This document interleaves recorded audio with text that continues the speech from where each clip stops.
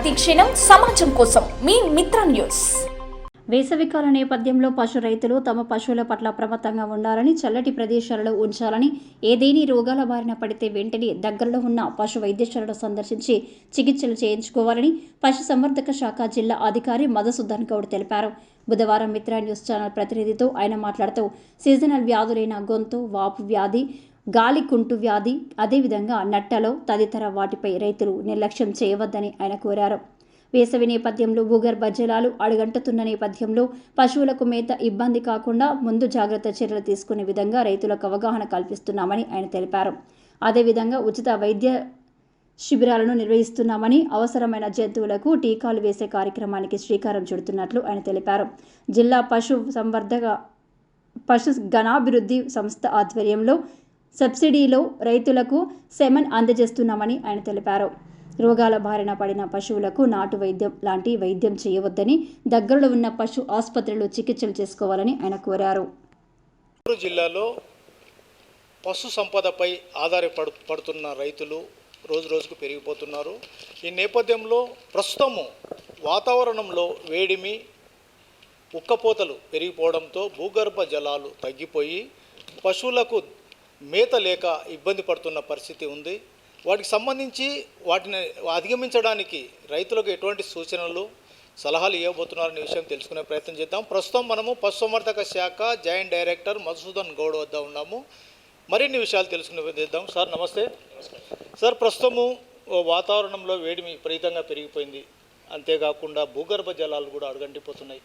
కానీ పశు పోషణ పైన ఆధారపడిన రైతులకు వారికి సంబంధించి గ్రాసం ఏ విధంగా వాళ్ళకు ఏర్పాటు చేయాలనే ఉద్దేశంతో మీరు ఎటువంటి సలహాలు సూచనలు ఇవ్వబోతున్నారు?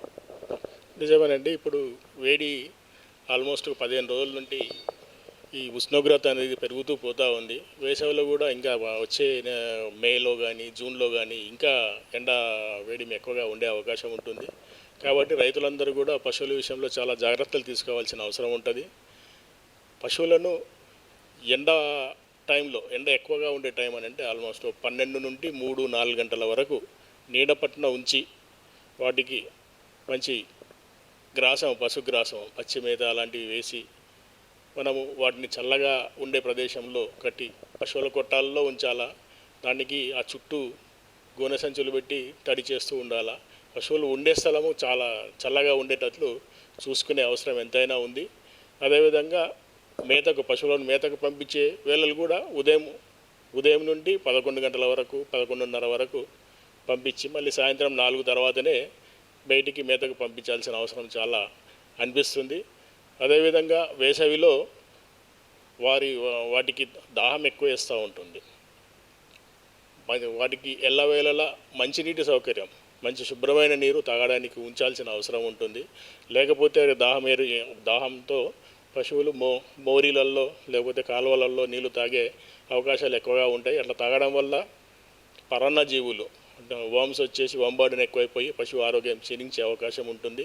కాబట్టి పశువుకు ఎల్లవేళలా శుభ్రమైన నీరు తాగడానికి అందుబాటులో ఉంచే విధంగా మనం ఏర్పాటు చేసుకోవాల్సిన అవసరం ఉంది. వరి చేనులు ఎండిపోయే పరిస్థితి మనకు కనిపిస్తుంది.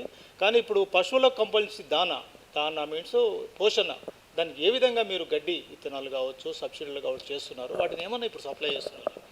గడ్డి విత్తనాల సప్లై ఇంతకుముందు ఉండేది. ఇప్పుడు ప్లాన్ చేస్తూ ఉన్నారు మా డిపార్ట్మెంట్ డైరెక్టరేట్ నుండి. గడ్డి విత్తనాలు త్వరలోనే సప్లై అయ్యే అవకాశం ఉన్నది. 75% సబ్సిడీ పైన గడ్డి విత్తనాలు సప్లై చేస్తాము.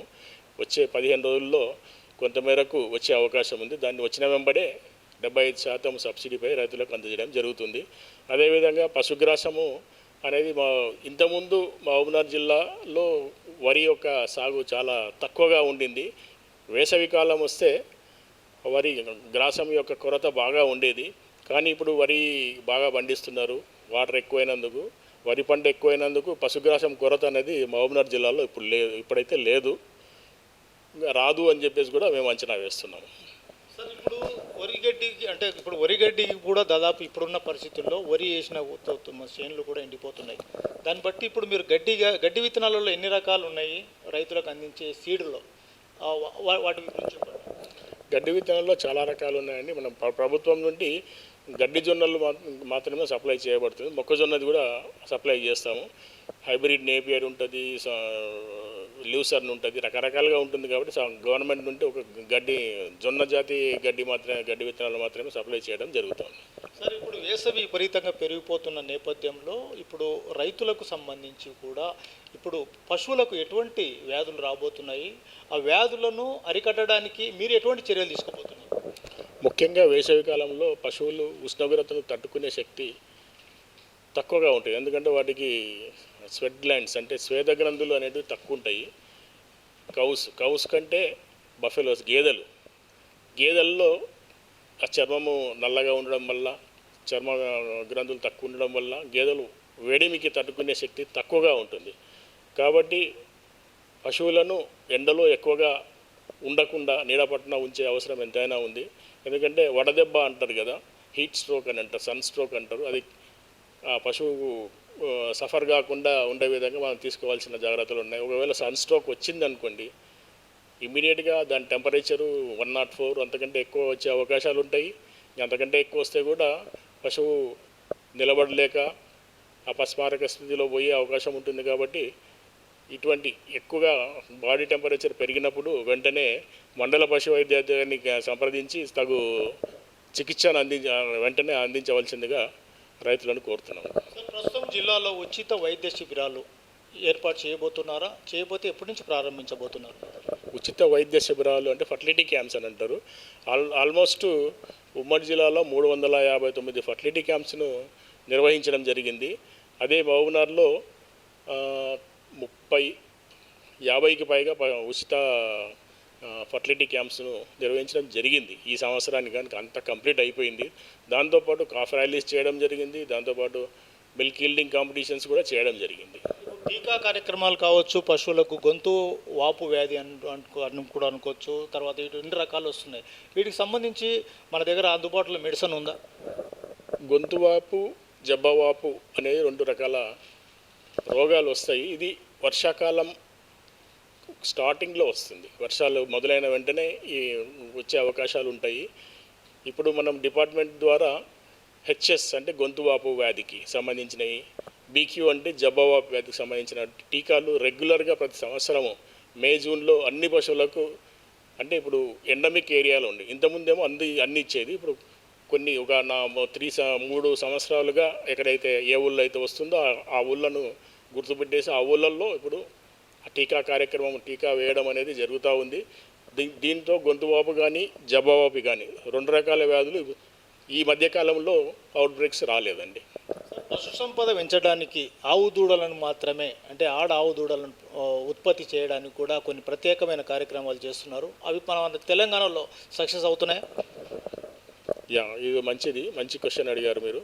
ఇప్పుడు మన తెలంగాణలో సెక్స్ సార్టెడ్ సెమన్ అంటే సెమన్ స్ట్రాస్ ఉంటాయి కదా, వీర్య కణాలు మగదూడలు కాకుండా ఓన్లీ ఆడదూడలు సెమన్ను సపరేట్ చేసి ఆ సెమన్ స్ట్రాస్ అంటే ఇప్పుడు ఆ సెమన్తోన మనం గర్భ ఉచిత ఆర్టిఫిషియల్ ఇన్సెమినేషన్ చేస్తే ఆడదూడలే 90% పైగా ఆడదూడలే పుట్టే విధంగా ఇప్పుడు సెమన్ రావడం జరిగింది.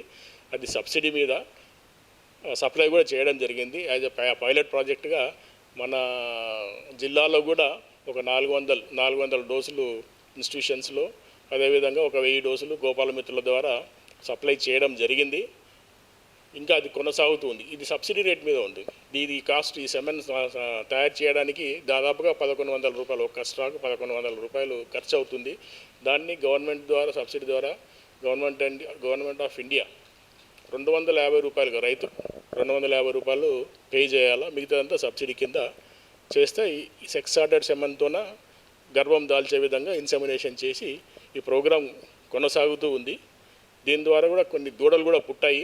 ఆల్మోస్ట్ 98% ఆడదూడలే పుట్టాయి. గవర్నమెంట్ ఉద్దేశం ఏంటంటే ఇప్పుడు అగ్రికల్చర్లో ఎక్విప్మెంట్ అంటే మెకనైజేషన్ ఎక్కువగా అయ్యింది కాబట్టి ఈ మగ పశువులను అగ్రికల్చర్లో యూజ్ తక్కువైంది కాబట్టి రైతుకు ఇష్టం ఉండదు మగదూడలను పెంచడం. ఇప్పుడు పాడికి మాత్రమే పశువులను పెంచే అవకాశం ఉంటుంది కాబట్టి పాడికి పనికొచ్చేటి ఆడదూడలే కాబట్టి ఆడదూడలే 90% పెంచాలనే సదుద్దేశంతోన భారత ప్రభుత్వము ఈ సెక్స్ ఆర్డర్డ్ సెమన్ స్కీమ్ తీసుకురావడం జరిగింది.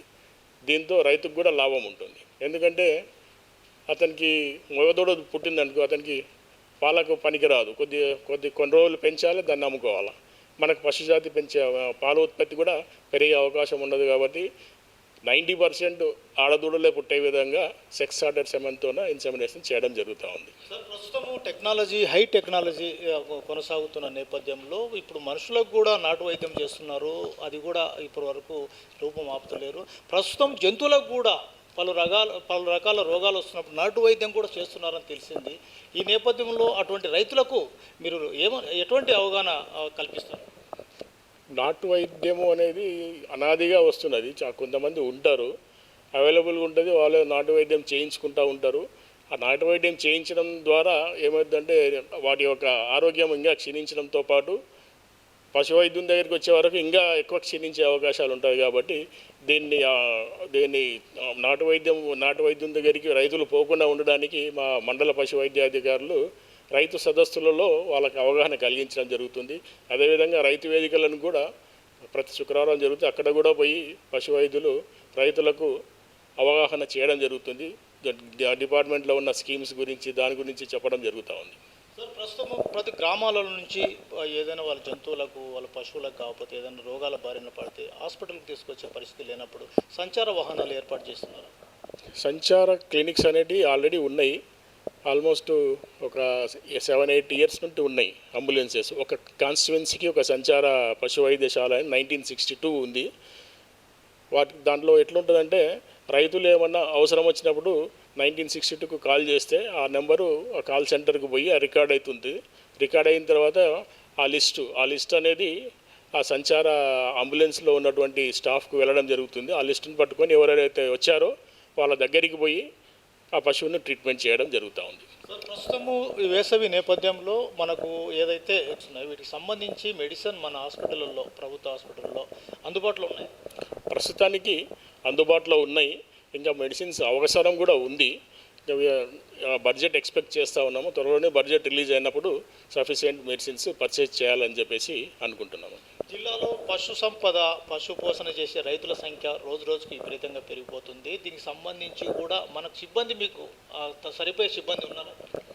అంటే సరిపోయే సిబ్బంది అయితే లేరు. పారావెట్స్ కానీ డాక్టర్స్ మొన్న రిక్రూట్మెంట్ అయింది కాబట్టి కొంతవరకు మేలుగానే ఉంది. ఇంకా డాక్టర్ పోస్టులు పెంచాల్సిన అవసరం కూడా ఉంది. మారుమూల గ్రామాల్లో కూడా డాక్టర్స్ అవసరం ఎంతనో ఉంటుంది. అంటే ఒక డాక్టర్ ఉన్నాడు అని అంటే ఆ ఫార్మర్కి ఒక విధమైన ధైర్యం వస్తూ ఉంటుంది. ఒక డైరీ ఫామ్ పెట్టుకోవాలా, ఒక గోట్ ఫామ్ పెట్టుకోవాలా, షీ ఫామ్ పెట్టుకోవాలంటే ఒక డాక్టర్ ఉండాలి. ఒక గ్రాడ్యుయేట్ అయినటువంటి డాక్టర్, ప్రాపర్ డాక్టర్ ఉంటే అతనికి హై లెవెల్లో సాంకేతికంగా అతనికి మంచి అడ్వైజులు ఇచ్చుకుంటూ ట్రీట్మెంట్ చేసుకుంటుంటాడు. రైతుకు కూడా లాభసాటిగా ఉండే విధంగా అతను లెవెల్లో సేవలు అందించే అవకాశం ఉంటుంది. కాబట్టి డాక్టర్స్ సంఖ్య ఇంకా పెంచాలి అని చెప్పేసి నా ఒక ఉద్దేశం అండి. ఇది ఉక్కపోతల వేసవి నేపథ్యంలో రైతులు జంతువుల పట్ల, పశువుల పట్ల నిర్లక్ష్యం చేయొద్దని, ఏదేని అనుమానం వస్తే అంటే పశువుల కదలికల పట్ల డౌట్ వస్తే దగ్గరలో ఉన్న పశుసంవర్ధక శాఖ అధికారుల సలహాలు, సూచనలు తీసుకొని చికిత్సలు చేసుకోవాలని తెలియజేస్తున్నారు. మిత్ర న్యూస్ ఛానల్ నుండి ఎంవి రమణ, కలెక్టరేట్, మహబూబ్ నగర్.